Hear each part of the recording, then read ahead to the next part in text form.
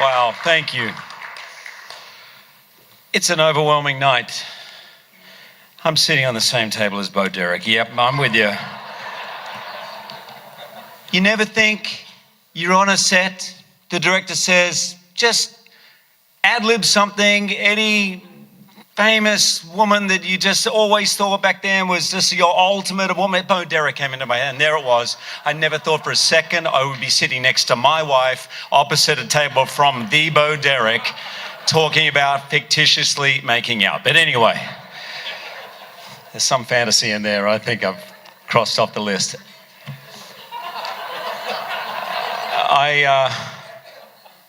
Roger Durling, Roger, I'm so glad I didn't take that Wednesday matinee off, wherever you are. Thank you so much for this. It is truly overwhelming, and I really appreciate what you and everybody at the Santa Barbara Film Festival do, and also Linda Weinman from the Film Festival. Thank you so much. I really appreciate it. It feels impossible to me, as I was thinking about tonight, not to mention the nightmarish reality that is facing so many around this area and across this state. And my heart goes out to all those families who have been so deeply affected, the loss of life, the loss of homes, and also just the first responders that are right now as we sit here dealing with things. So we honor them tonight. Okay, I'm starting with a quote. It'll make sense in a second. I'd never ever watched Mr. Rogers' Neighbourhood. I grew up in Australia, didn't even know what Mr. Rogers was all about. I wept like a baby watching that documentary, Won't You Be My Neighbour?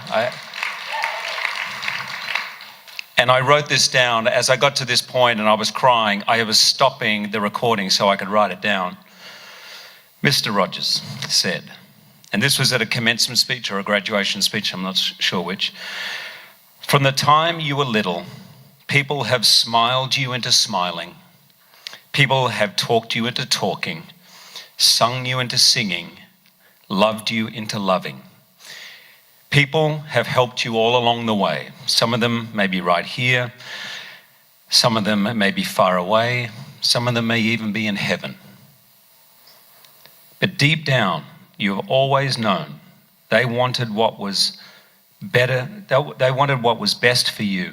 They've cared about you beyond measure and have encouraged you to be true to the best within you.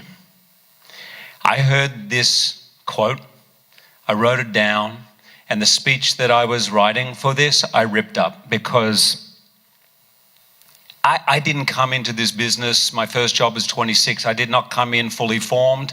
I always feel that I'm a work in progress, and there is absolutely, I promise you, no way I would be standing on this stage with this extraordinary honor if it wasn't for the many, many people. So Mr. Rogers, I'm not going to thank everybody. Don't worry, everyone. I'm not going to thank everybody, but I am going to thank the people that are here tonight. And I'm just going to be upfront with you.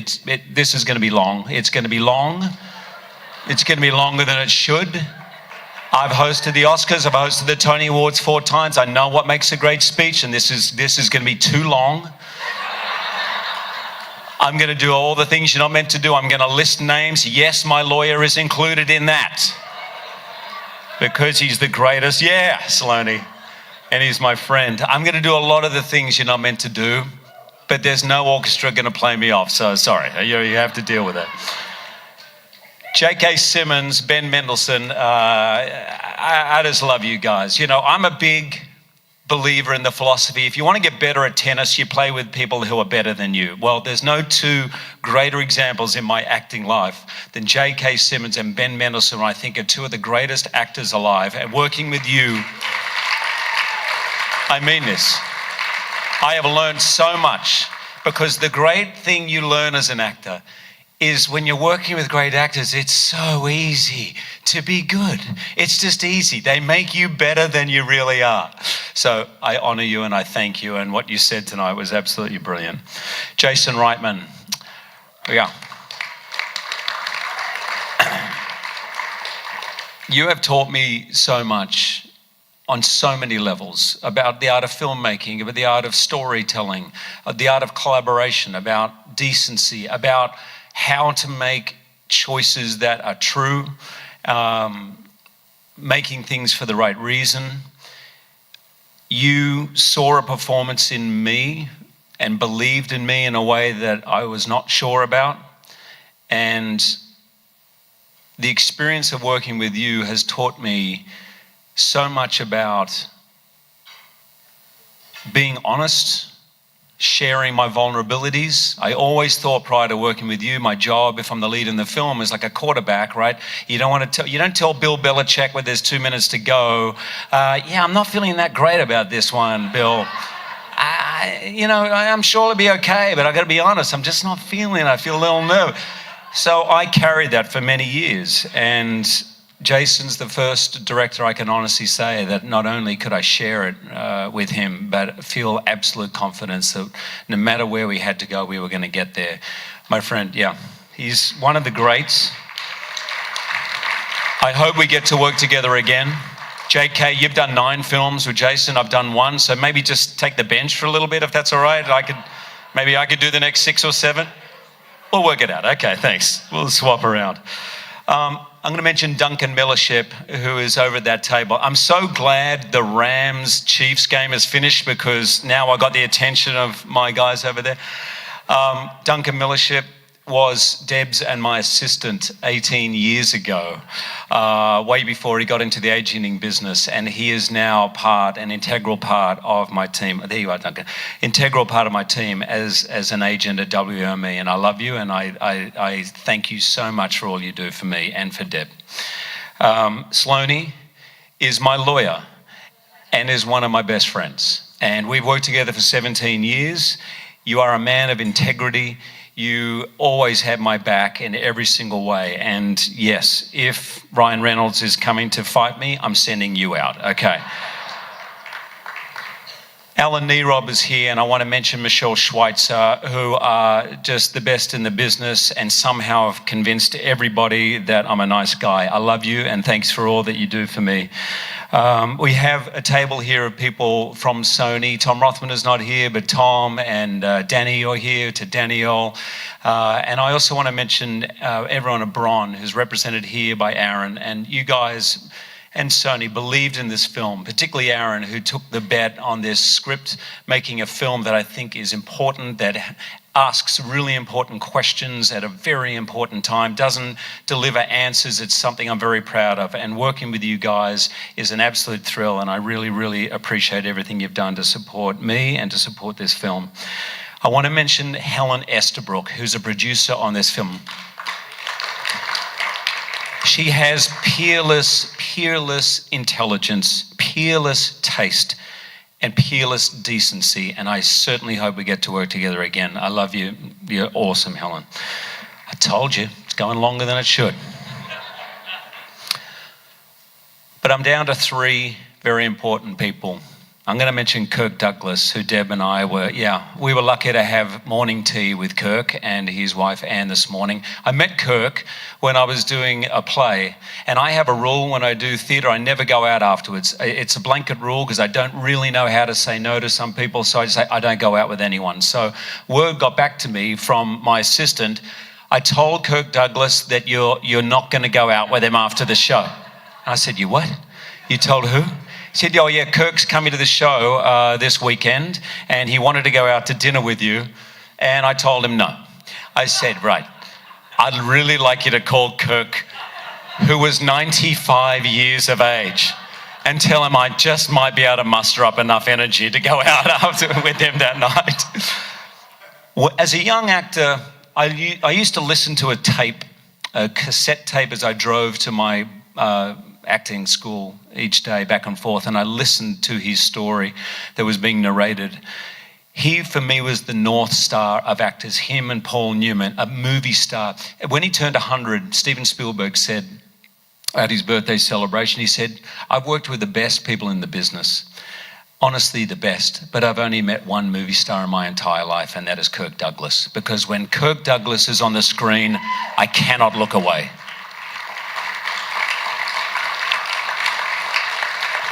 Kirk also is an unbelievable philanthropist. Many of you know what he does for the Motion Picture Television Fund, what he and his wife does for homelessness, for women. But to me, what always gets me is that at the height of his powers, during the McCarthy era, he risked everything and broke the strike that was on the blacklist. He broke the blacklist himself because it was wrong, and he would stake everything he'd built to rewrite that. So receiving this award means the absolute world to me. Oh, by the way, I have to tell you, it's funny, Roger, that you said about me, the best is yet to come, because I immediately thought of Kirk, who says it every time I've met him, and even today at the age of 102, the best is yet to come. There's a secret in that for living, right? Patrick Whitesell. Patrick Whitesell has been my agent for 20 years. He's here tonight. And I'm going to tell you a story. I said, Deb, I don't know how to sum up my 20-year friendship and working relationship with Patrick. And you said, yeah, you do.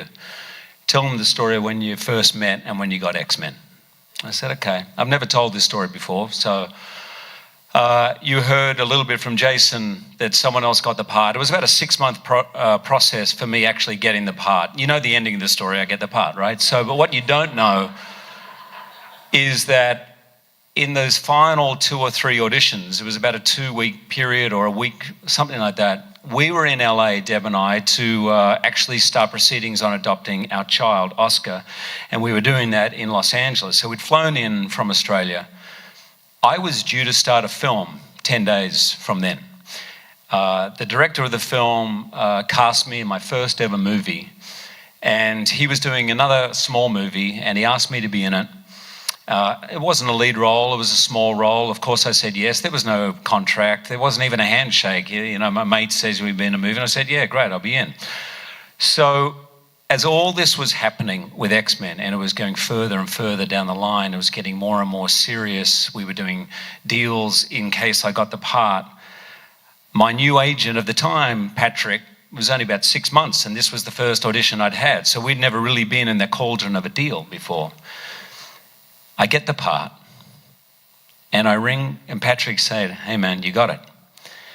And I was about to say, without knowing his response, I can't do the part because I've said to my mate, I'd be in his film and he starts in 10 days. I didn't have to say that in the end because Patrick said, I know you said to your mate you're going to be in the film, and I want you to know we're going to honour that agreement.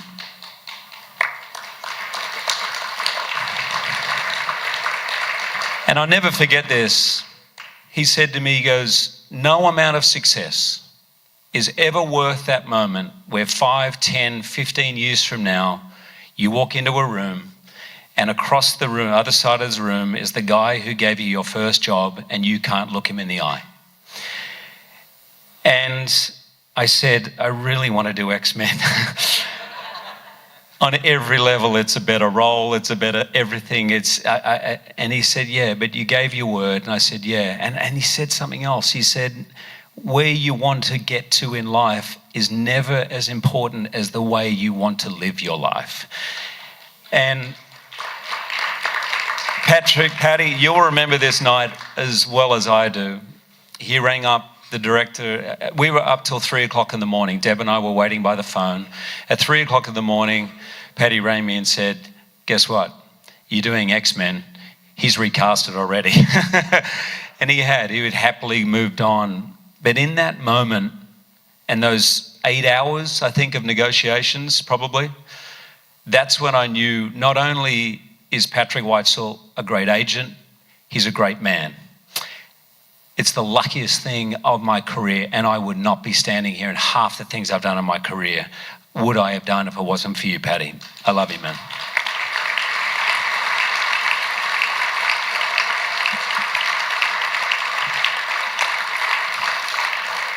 I would never be able to get away with that long story at any televised event. I see them in the control room. Really? He's talking about his agent? No. Cut. Play the music. Finally, Deb.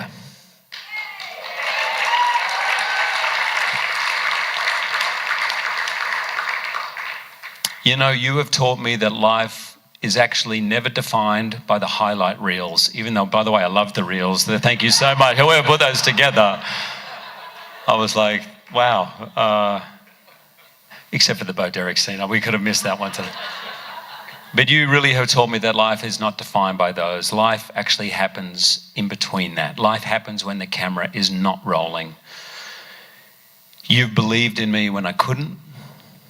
You've loved me with a passion and a depth that I didn't even know existed, and I don't think I even felt that I deserved. You have pushed and encouraged me when I was scared to venture out. You have smiled me into smiling. You have sung me into singing. You have loved me into loving. And like everything I do in my life, I share this with you. I love you. Thank you all.